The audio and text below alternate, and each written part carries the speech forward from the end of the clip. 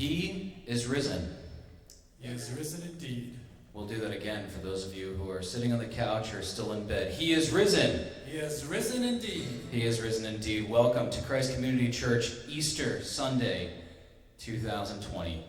We welcome you if you are here in Sussex County, in Newton, or if you're somewhere else in the world. We welcome you. We thank you for joining us. We thank you for joining us even if you Googled the wrong Christ Community Church and you just happened to stumble upon us. God wanted you with us today, and so we greet you. Let us sing together. Let us worship our God in song as we celebrate his resurrection.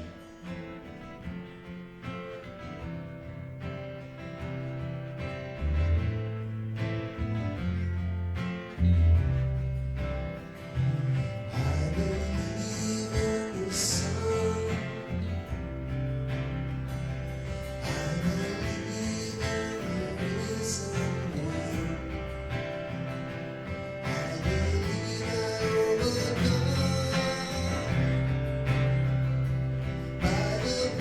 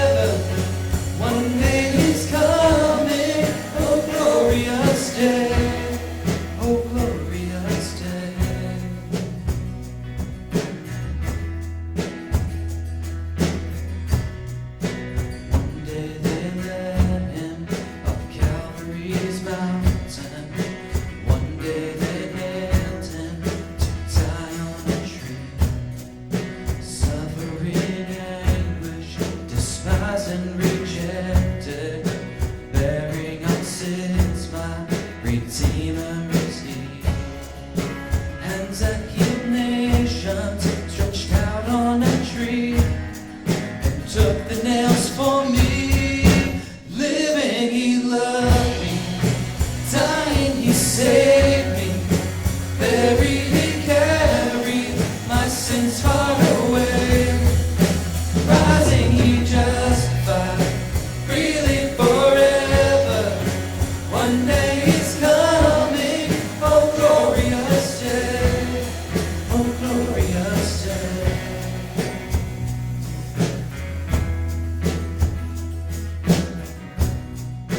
One day the grave could conceal him no longer. One day the stone rolled away from the door. Then he arose over death he had conquered. Now he's ascended, my Lord evermore. Death could not hold him, the grave could not keep him from rising again. Living, he loved me. Dying, he saved me. Buried, he carried my sins far away. Rising, he justified, freely forever. One day he's coming, oh glorious day, oh glorious day, oh glorious day.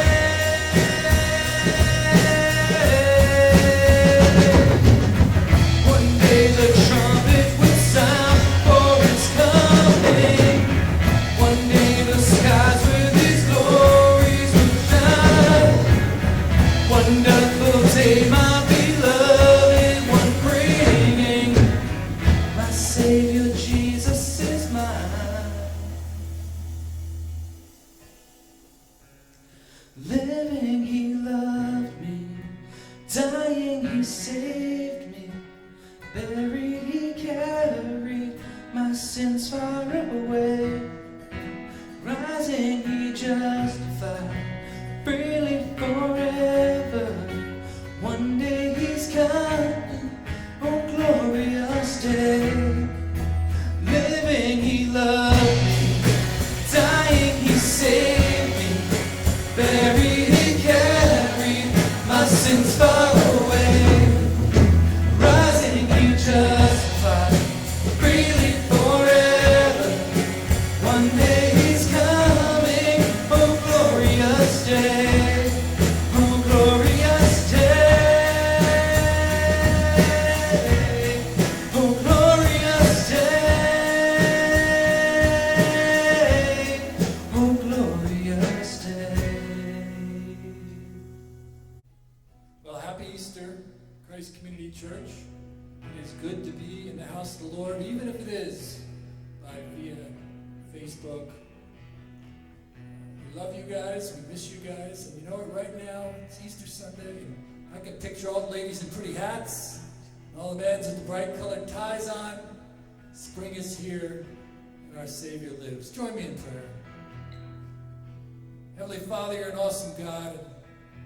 We recognize if it wasn't for the resurrection, your Son, Jesus Christ, we would be without purpose. We would not have life, Lord, at least not life eternal. And we're so grateful, Lord, that when your Son was nailed to that cross, he rose again and defeated death. We love you, Father. We just praise you. We celebrate you this Easter morning. In Christ's name, amen.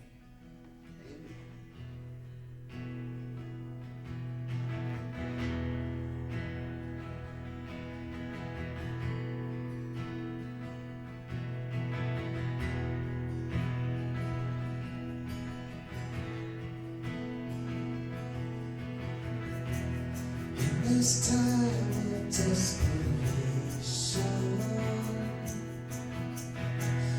all we know is doubt and fear.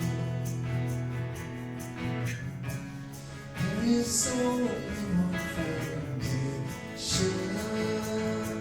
We believe.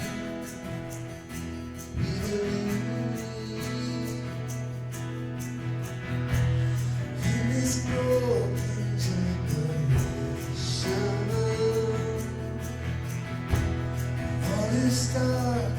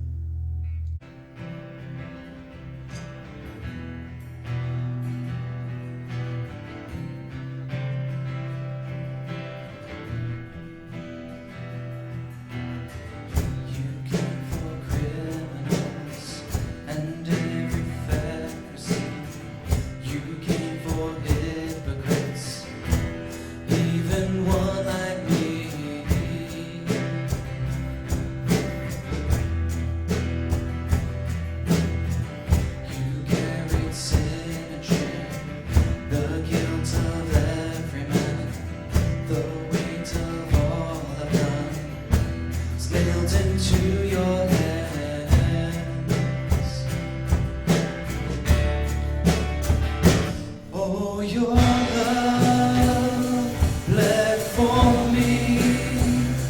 Oh, your blood in crimson streams. Oh, your death is hell's defeat. The cross meant to kill is my victory.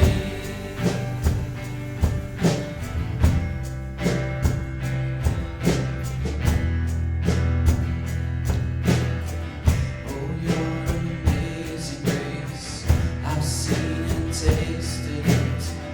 It's running through my veins. Can't escape its grip. In you my soul is safe. You covered everything. Oh, your love bled for me. Oh, your blood in crimson streams. Oh, your death is hell's defeat.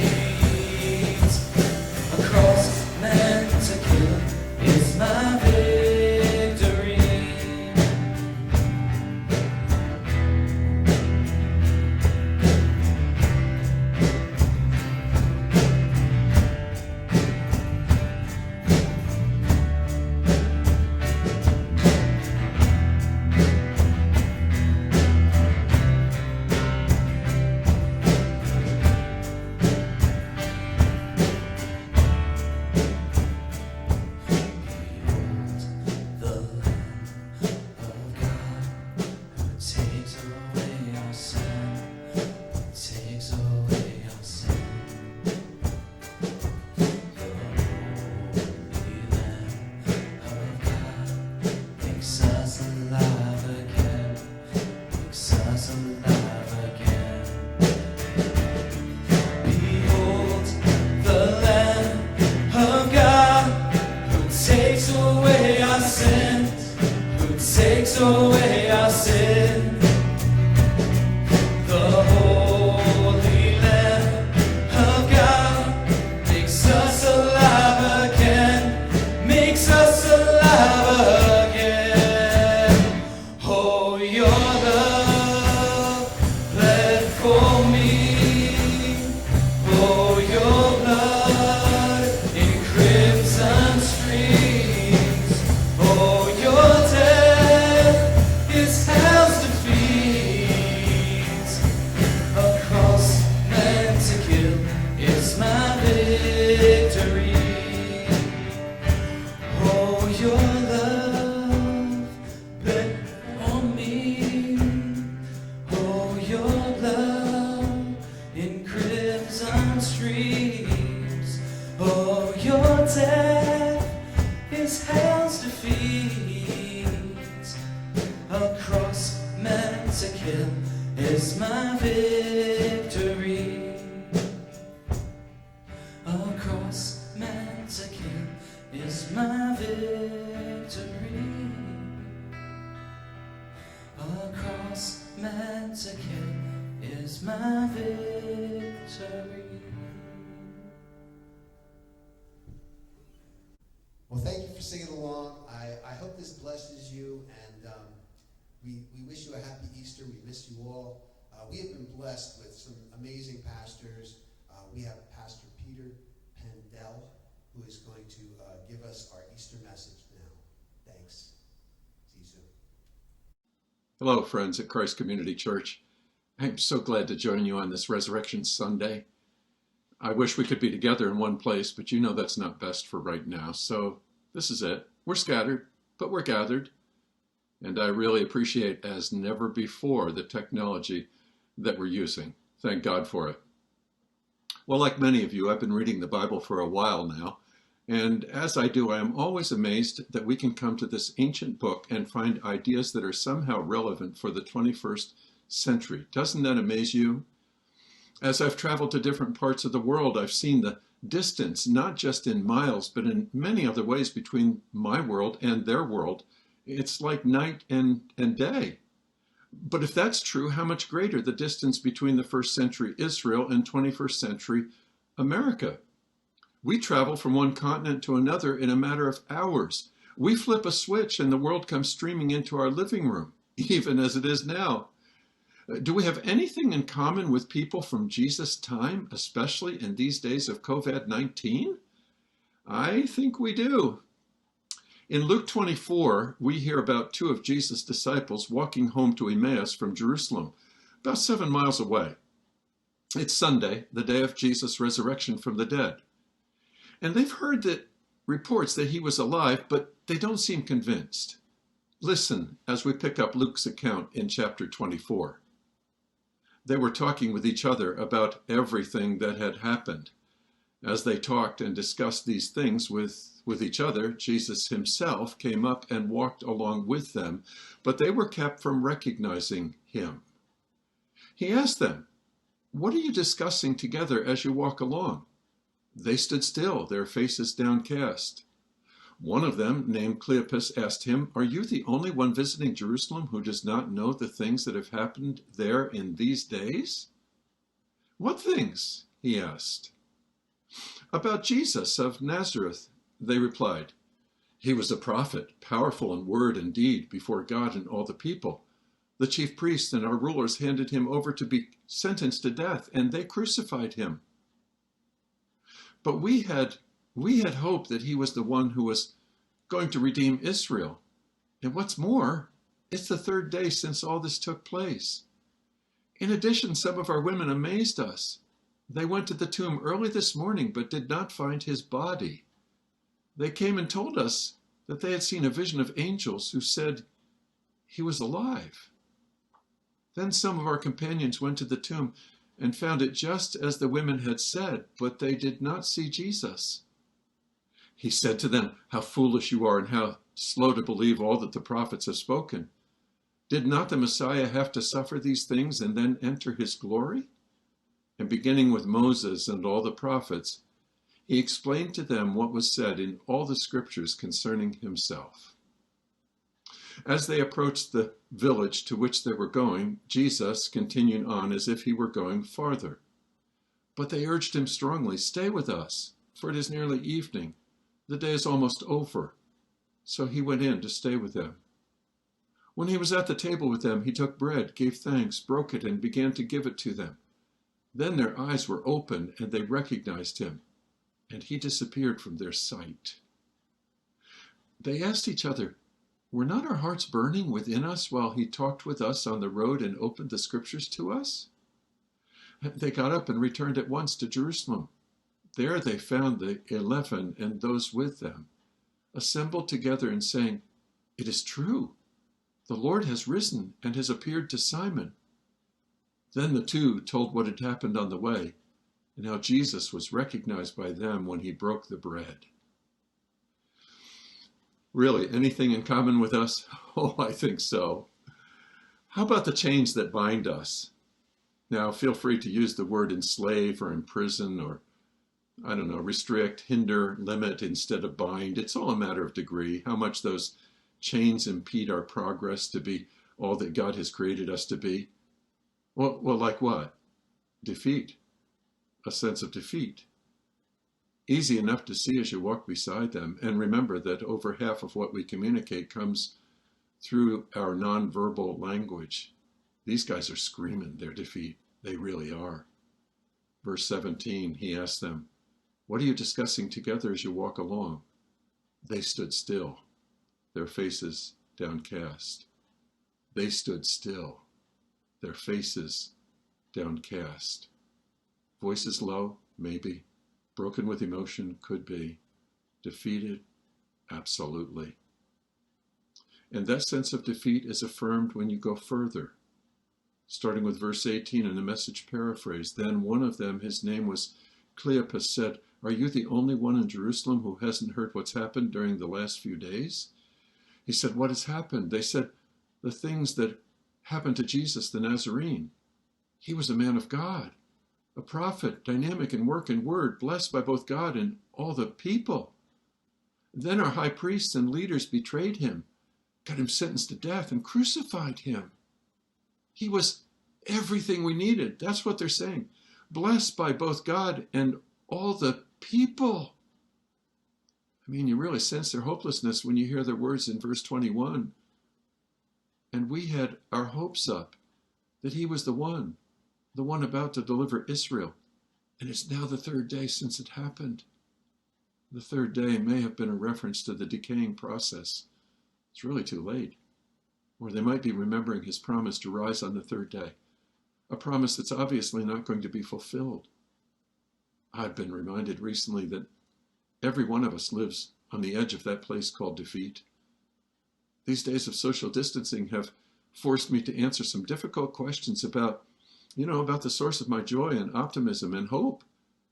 Is it more than my job, my retirement fund, even my family? If I build my hope on what may disappear, I'm skating toward defeat.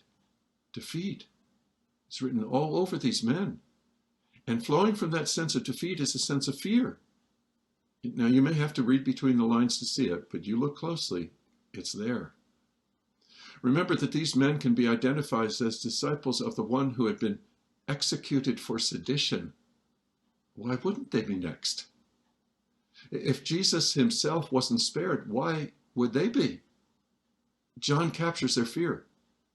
John chapter 20, verse 19, on the evening of that first day of the week when the disciples were together with the doors locked for fear of the Jewish leaders, Jesus came and stood among them and said, "Peace be with you." In fact, I wonder if these two disciples weren't just getting out of town to get out of sight. I suspect they were. I would. I'd take the first train and be on my way. How's your level of fear? Yeah, these days. I mean, it's natural to be afraid at times, but what are you doing with it? Defeat, fear, what else could be wrong? I think there's another element here, a sense of confusion. Here it is in Luke 24 once again. In addition, some of our women amazed us. They went to the tomb early this morning, but didn't find his body. They came and told us that they had seen a vision of angels who said he was alive. Now remember, women were not considered credible witnesses in that day. So, not trusting the women's report, some of the men go to check it out. And here we find it in Luke. Some of those who were with us went to the tomb and found it just as the women had said. But him they did not see. The word him there in the original is in the emphatic position. But him they did not see. Had they realized that others had seen Jesus outside the tomb, it would be a different story. But they didn't know that. So you've got defeat, fear, confusion. What a deadly trio. In many cases, it leads to depression, withdrawal, suicide. It can be found in the unemployment lines, the cancer centers, the divorce courts, or high schools, and the nicest houses in town. Defeat, fear, confusion, and it's growing in our day. Mental health issues are off the charts in this day of the coronavirus. Defeat, fear, confusion. The chains that bind us, restrict us, limit us. Chains that can be broken, not by trying harder, but by Jesus alone. He alone can break the chains that bind us.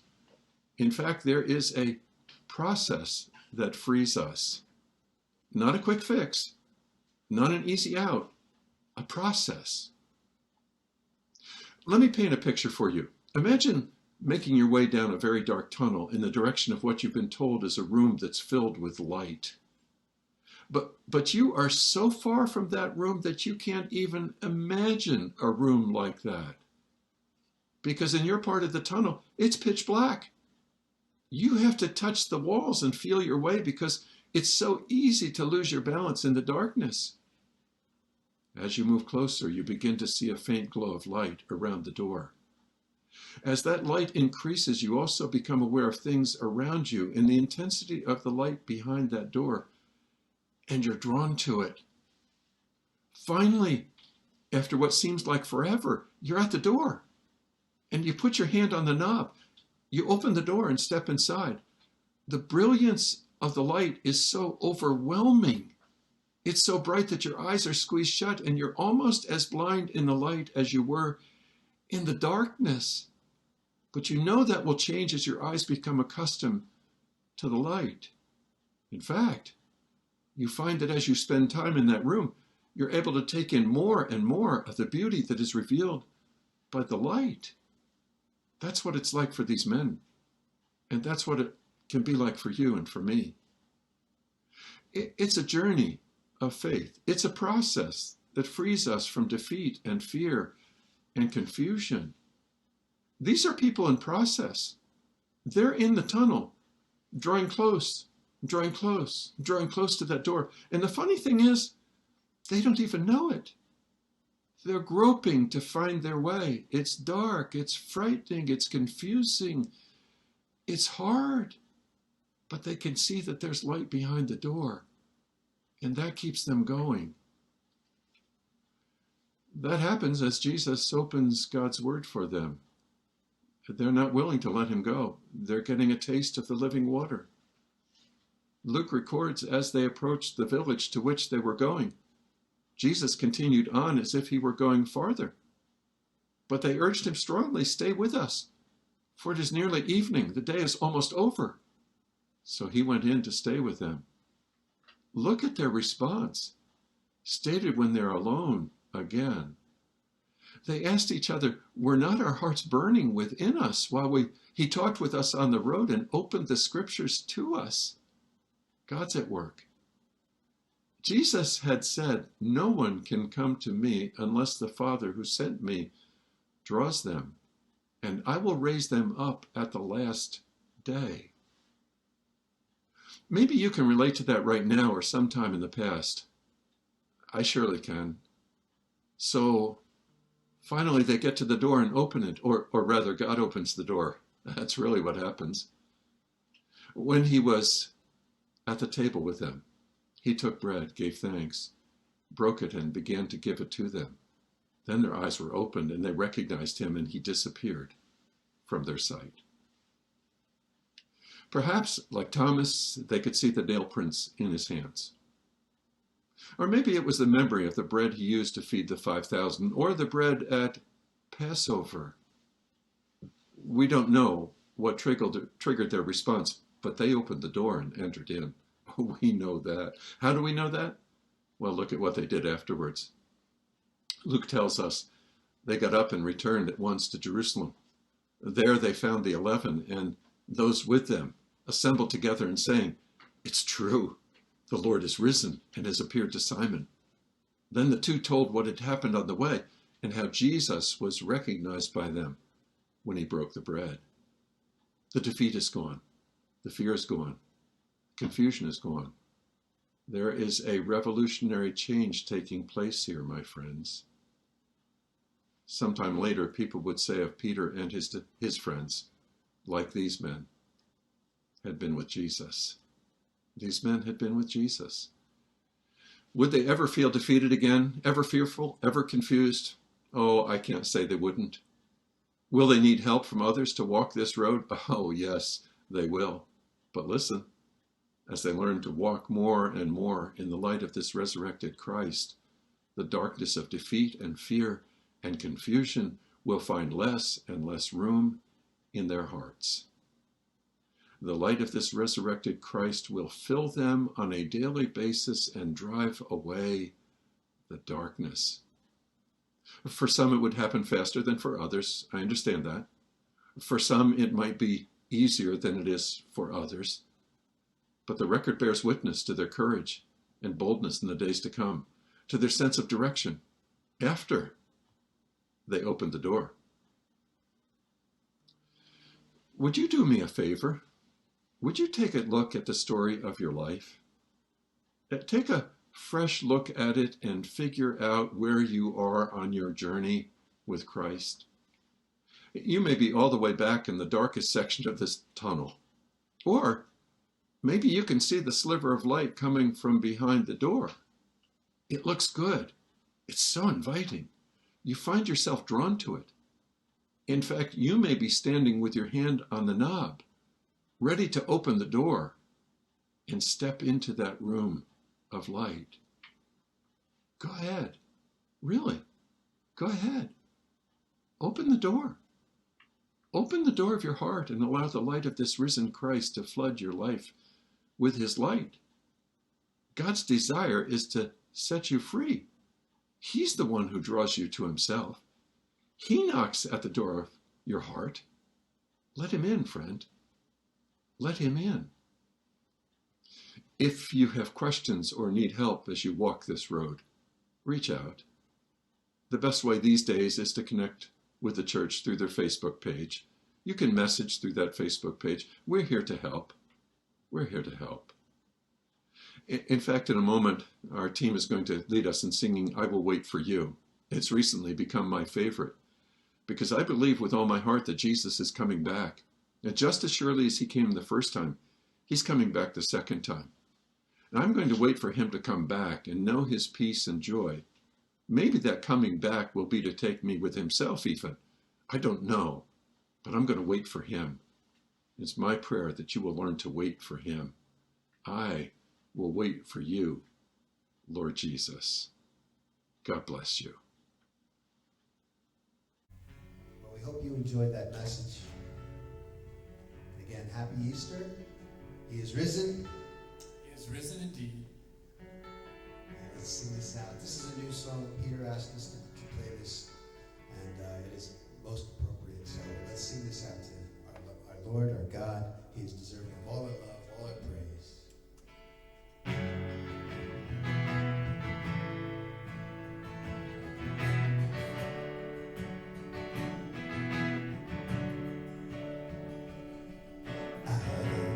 Depths I cry to you. In darkest places I will call. Incline your ear to me anew, and hear my cry for mercy, Lord.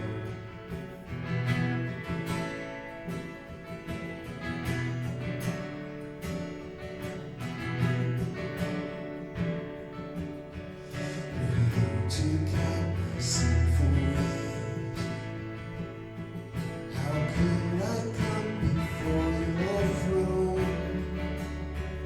When full of forgiveness meets my gaze, I stand redeemed found alone.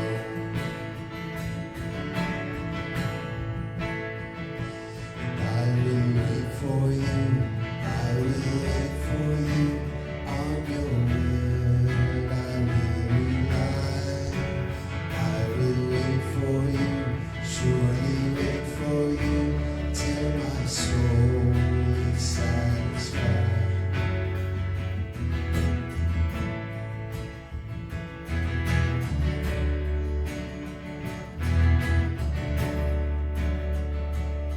So put your hope not alone. Take courage in his power to save, completely and forever one. But Christ the Virgin from the grave, and I will wait for you, I will wait for you, on your word I will rely. I will wait for you, surely wait for you, till my soul is satisfied.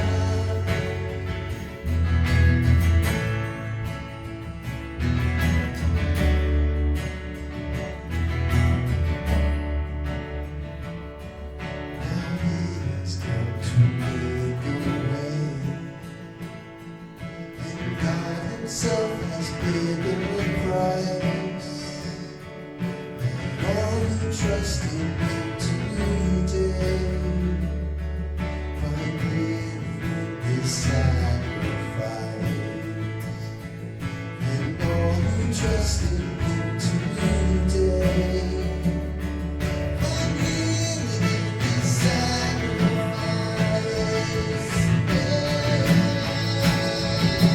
I will wait for you, I will wait for you.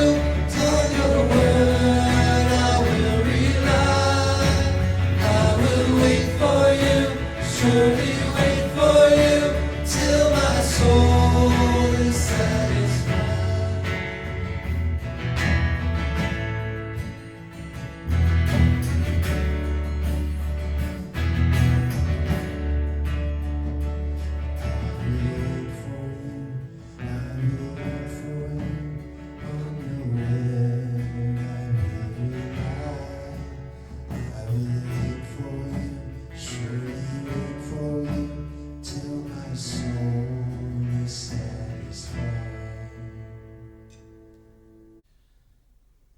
You see, at just the right time, when we were still powerless, Christ died for the ungodly. Very rarely will anyone die for a righteous person, though for a good person someone might possibly dare to die. But God demonstrates his love for us, that while we were still sinners, Christ died for us. Amen, and happy Easter. Enjoy the rest of your day.